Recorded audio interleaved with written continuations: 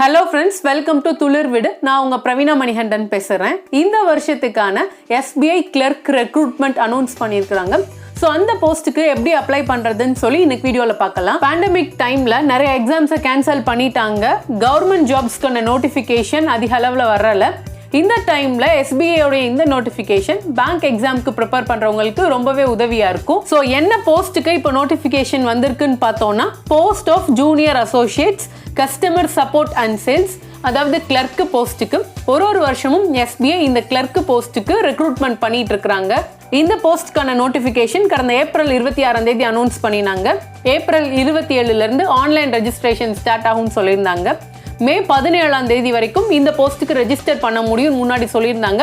இப்போ இந்த லாஸ்ட் டேட்டை 3 டேஸ்க்கு எக்ஸ்டெண்ட் பண்ணியிருக்காங்க. அதாவது மே 20 வரைக்கும் இந்த போஸ்ட்டுக்கு இப்போ நம்மளால அப்ளை பண்ண முடியும். இந்த போஸ்ட்கான வேகன்சி பார்த்தோம்னா 5454 போஸ்ட் இருக்கு. இந்தியாவில் இருக்கிற எல்லா மாநிலங்கள்ல இருந்தும் இந்த போஸ்ட்க்கு அப்ளை பண்ணலாம். ஸோ ஒரு மாநிலத்துக்கும் ஒரு குறிப்பிட்ட வேகன்சி அலாட் பண்ணியிருக்காங்க. இப்போ நம்ம தமிழ்நாடு எடுத்துக்கிட்டோம்னா நம்மளுக்கு மொத்தமே 473 வேகன்சிஸ் இருக்கு. பாண்டிச்சேரிக்கு 2 வேகன்சி இருக்கு. இந்த போஸ்ட்கான ஏஜ் கிரைட்டீரியா பார்த்தோம்னா மினிமம் 20 வயசுல இருந்து அதிகபட்சமா 28 வயசுக்குள்ள இருக்கணும். இதுவே ஓபிசியா இருந்தீங்கன்னா உங்களுக்கு 3 வருஷம் ஏஜ் ரிலாக்ஸேஷன் இருக்கு. இதுவே SC STயா இருந்தீங்கன்னா உங்களுக்கு 5 வருஷம் ஏஜ் ரிலாக்ஸேஷன் இருக்கு. அடுத்து எஜுகேஷன் குவாலிஃபிகேஷன் பார்த்தோம்னா ஏதாவது ஒரு டொமைன்ல டிகிரி முடிச்சிருந்தா நீங்க அப்ளை பண்ணலாம். இப்போ ஃபைனல் இயர் ஸ்டூடெண்ட்ஸ் கூட அப்ளை பண்ணலாம். ஆனால் நீங்கள் எக்ஸாம் கிளியர் பண்ணி இன்டர்வியூ போகிறப்போ உங்களுடைய டிகிரி சர்டிஃபிகேட்டை காமிக்கணும். ஸோ அந்த மாதிரி இருந்துச்சுன்னா நீங்களும் கூட அப்ளை பண்ணலாம். இந்த கிளர்க் போஸ்ட்டுக்கான எக்ஸாம் பேட்டர்ன் பார்த்தோம்னா 2 ஃபேஸ் இருக்கு. ஒன்று ப்ரிலிம்ஸ், 2வது மெயின். ரொம்ப முக்கியமான விஷயம் என்னன்னு பார்த்தோம்னா இந்த போஸ்ட்டுக்கு இன்டர்வியூ கிடையாது. இப்போ நம்ம ப்ரிலிம்ஸ் எடுத்துக்கிட்டோம்னா மொத்தம் 100 கொஸ்டின்ஸ் கேட்பாங்க. 100 மார்க்குக்கு எக்ஸாம் 1 hour டைம் அலாட் பண்ணுறாங்க. இதில் இங்கிலீஷ் 30 மார்க்ஸ் கேட்பாங்க, நியூமரிக்கல் எபிலிட்டி 35 மார்க்ஸ் கேட்பாங்க, ரீசனிங் 35 மார்க்ஸ் கேட்பாங்க. இங்கே நெகட்டிவ் மார்க்ஸ் இருக்கு. நம்ம தப்பா எழுதுற கொஸ்டினுக்கு 0.25 மார்க்ஸ் கட் பண்ணுவாங்க. இந்த SBI கிளர்க் போஸ்ட்டுக்கான ப்ரிலிம்ஸ் எக்ஸாம் வர ஜூன் மாதம் நடக்கும்னு சொல்லியிருக்காங்க.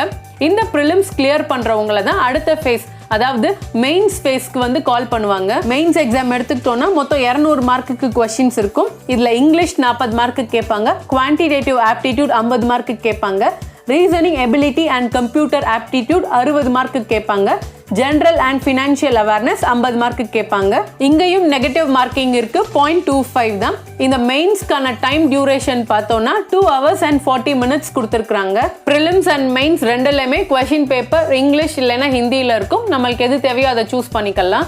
முன்னாடியே சொல்லியிருந்தோம் இந்த SBI கிளர்க் போஸ்ட்டுக்கு இன்டர்வியூ கிடையாது. மெயின்ஸ் கிளியர் பண்றவங்க ஒரு ஃபைனல் செலெக்ஷனுக்கு கால் பண்ணுவாங்க. இந்த ஃபைனல் செலெக்ஷன்ல நம்மளுடைய டாக்குமெண்ட்ஸ் எல்லாம் வெரிஃபை பண்ணுவாங்க. நம்மளுடைய ஏஜ், எஜுகேஷன் குவாலிஃபிகேஷன் எல்லாம் கரெக்டாக இருக்கான்னு செக் பண்ணுவாங்க.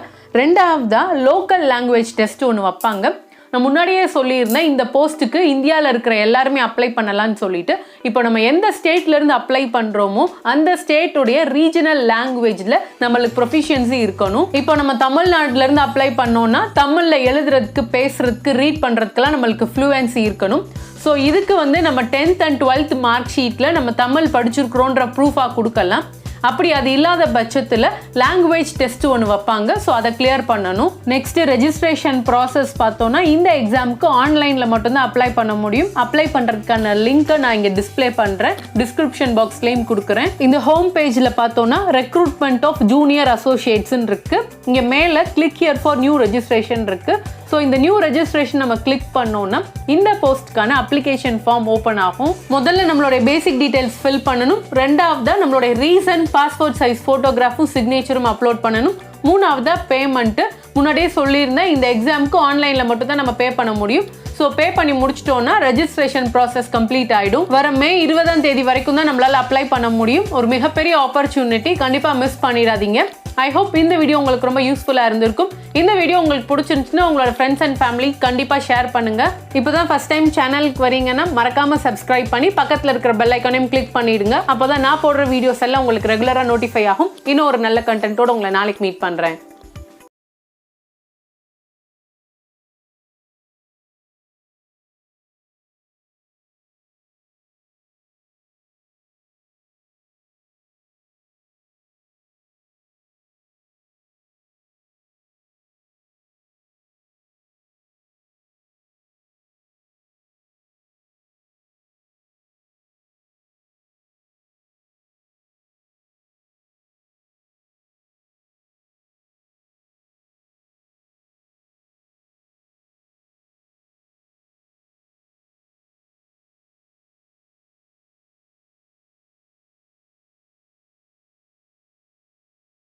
ரெண்டாவது ரிட்டர்ன்ஸ் அதிகமாக கிடைக்கணுன்றதுக்காக தான் நம்மளே ரிஸ்க் எடுத்து இன்வெஸ்ட் பண்ணுறோம்.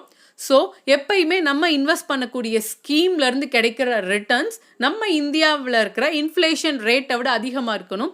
உதாரணத்துக்கு இப்போ நம்ம இந்தியாவுடைய இன்ஃப்ளேஷன் ரேட் 5.5%, நம்ம இன்வெஸ்ட் பண்ணியிருக்கிற ஸ்கீம்லேருந்து நம்மளுக்கு கிடைக்கக்கூடிய ரிட்டர்ன்ஸ் இந்த 5.5% விட அதிகமாக இருந்தால் மட்டும்தான் நம்மளுக்கு ப்ராஃபிட்டபிளாக இருக்கும்.